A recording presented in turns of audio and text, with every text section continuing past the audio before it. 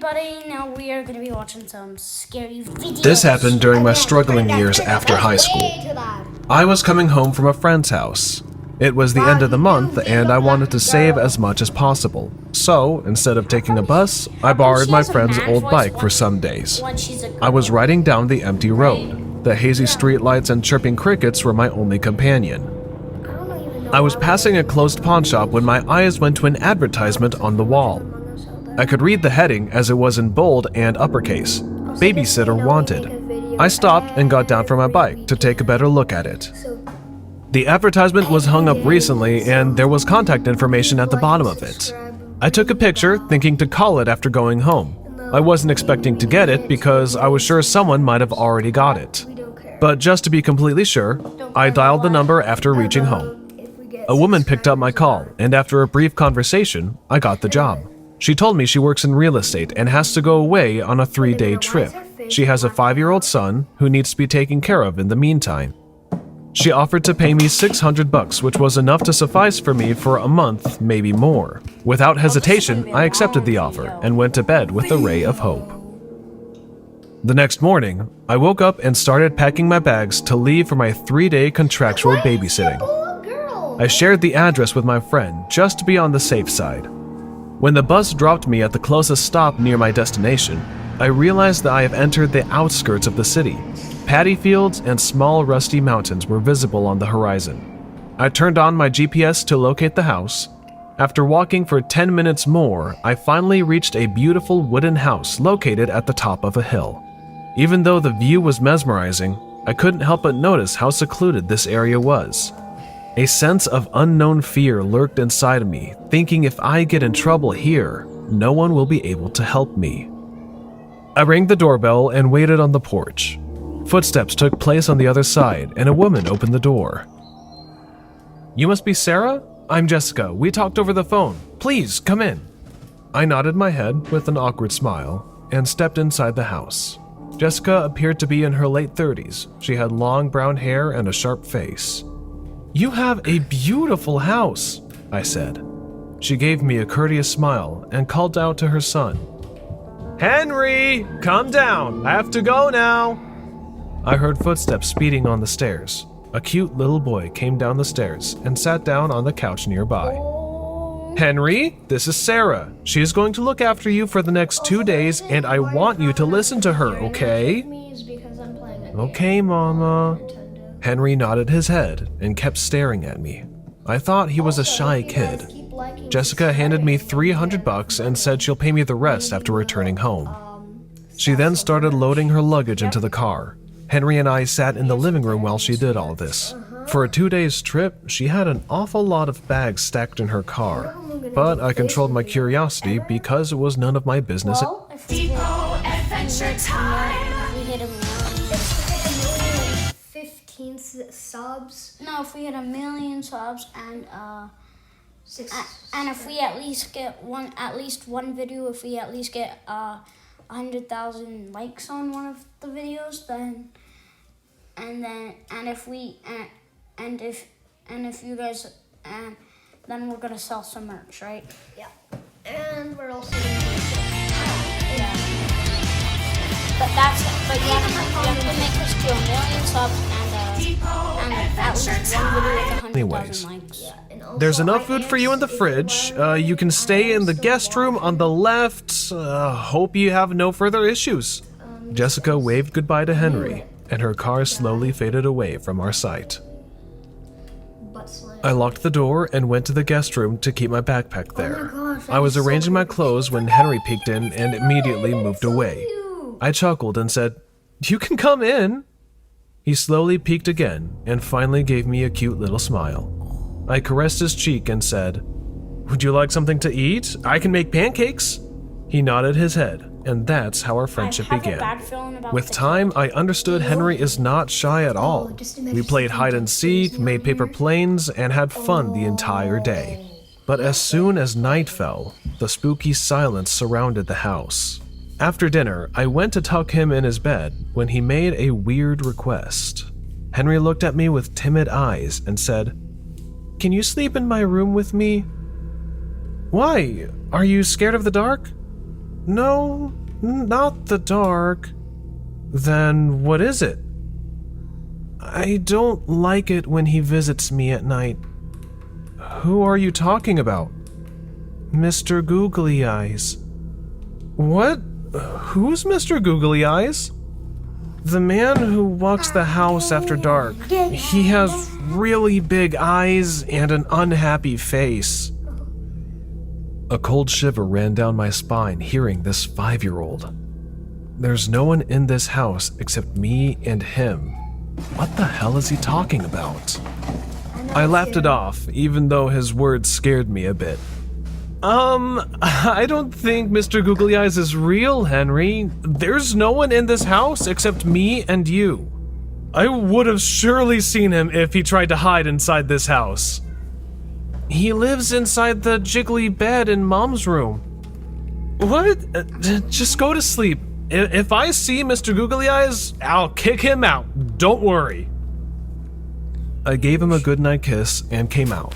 Looking at the long corridor leading to the stairs, I kind of froze for some time. The dim yellow lights of the dark passage created a spooky ambiance. I came downstairs and stood in the living room. The house was in complete silence. The only sound that took place was the ticking of the big grandfather clock. Jessica's room was on the right side. I told myself that kids come up with all kinds of imaginative tales, and this story of Mr. Googly Eyes was nothing more than one of them. Still, something in the back of my mind kept telling me Henry wasn't lying to me. I didn't want to ruin my sleep pondering on the words of a 5-year-old, so without hesitating much, I went into Jessica's room to check for myself. No. As I opened the door, I saw a waterbed lying in the middle of the room. There was an almirah in the corner and a big mirror hanging from the wall. This room is way cleaner than the entire house. I could even smell the bleach and washing powder inside that room. I checked the entire room and became sure that no one was hiding here at all. I heaved a sigh of relief and went to bed. After a tiresome day, sleep fell on my eyelids in seconds. I don't remember how long I slept, but suddenly I felt a pull on my nightgown. I opened my sleepy eyes and found no one. I turned aside just when I saw Henry standing near my bed, staring at me with a freaked out face. Jeez, you scared me! Oh, why are you awake at this hour? He's walking in the house again! Who? Mr. Googly Eyes! When I was sleeping, he grabbed my feet. I didn't want to go in my room. I realized he must have had a bad dream and freaked out like this. I got down from my bed and held his hand. Come, let's go see if he's still there. I'm sure he'll be long gone by now, and if he's still there, you can sleep with me, okay?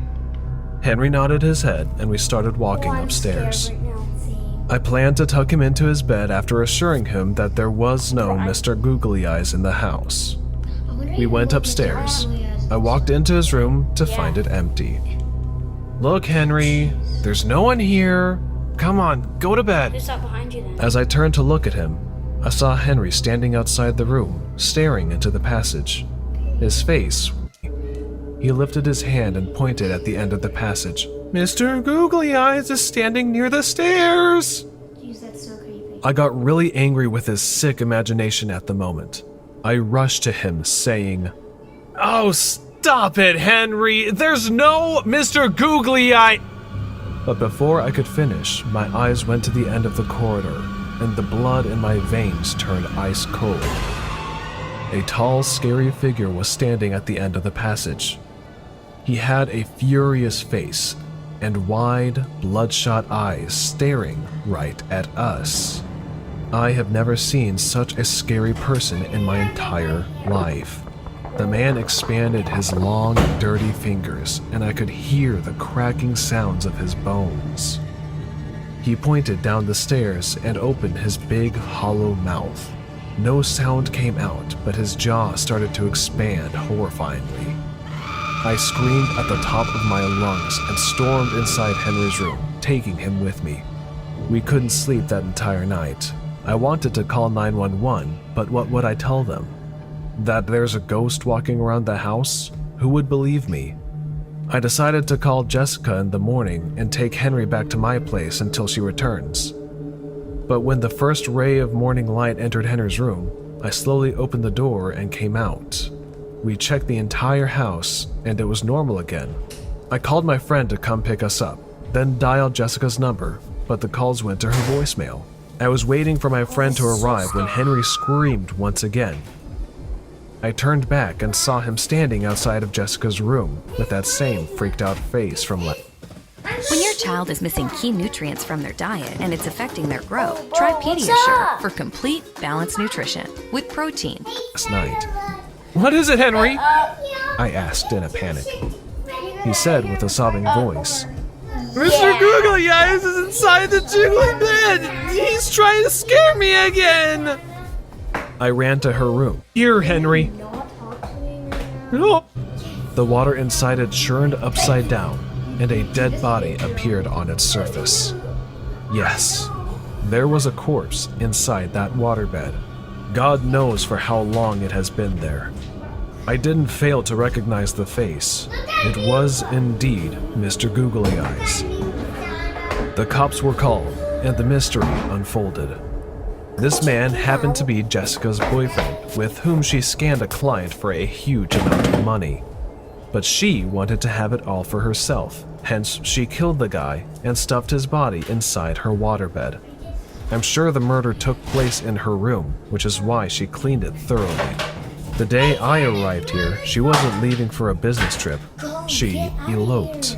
The cops are still looking for her, and Henry has been put in a foster home. The poor child doesn't know about what his mother did, but I am sure Mr. Googly Eyes is finally going to stop visiting him. Okay, This is a disturbing that's the incident end from my of- childhood that has ruined my life forever.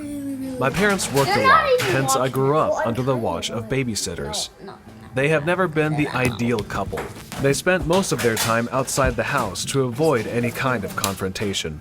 I, on the other hand, got used to it. I obviously felt lonely at times, but I soon realized they're better off this way. I don't know why they never got divorced in the first place. All of our lives would have been far better if they did. I was 12 years old when this happened. My mom was on a business trip and it was just me and my dad. He came to pick me up from school. As I got in the car, he started the engine and asked, "So, how was school?" Oh, yeah. I replied in a morbid tone, "Like always." Well, There's only don't like 10 worry, minutes left. school sucked in my days too. Yeah, whatever. Hey, you should cheer up, buddy. I'm sure it's not that bad. My dad went on, and I rolled down the car window to stare outside. I became so aloof from my parents that I kinda stopped giving them any reaction.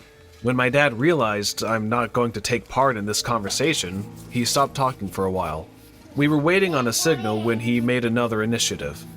"So, I was thinking if you'll be okay to stay home tonight. I have to meet a friend for work, and it's really—" "I'll be fine, Dad." I knew what he was going to say next, so I didn't wait for him to finish. He heaved a sigh of distress and remained silent for the rest of the ride. When we reached home, I went straight to my room. After an hour, my dad came in with a huge slice of pizza and sat next to me. "I have fixed your dinner and called a babysitter for you. She'll take care of you until I come back." "I don't need a babysitter." I know. You are a grown man now, but your mom won't let me leave you all by yourself, buddy. I didn't argue, because I never interacted with my babysitters much. Most of them just laid on the couch while talking to their boyfriends and munching on our snacks. I expected this one to be the same, but I was wrong about Amanda. When the doorbell rang, my dad called me downstairs. As I made my way to the living room, I heard my dad laughing like never before. It was the kind of laugh one gives when they are being praised. Stepping into the living room, I saw him standing near the door all dressed up.